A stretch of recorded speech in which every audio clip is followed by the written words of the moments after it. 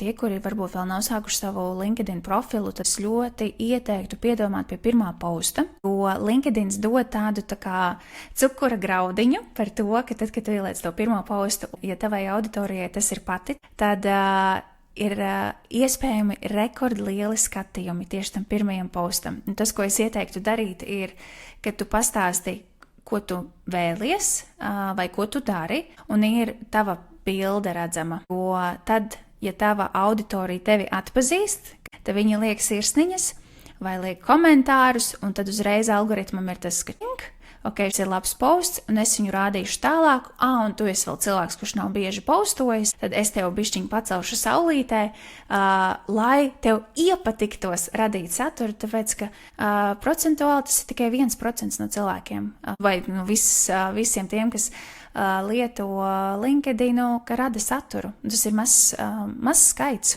Tāpēc es pat teiktu, ka mums latviešiem ir ļoti vienkārši izcelties. Es saku vienkārši. Mums vienmēr tas darbiņš tur ir jāiet.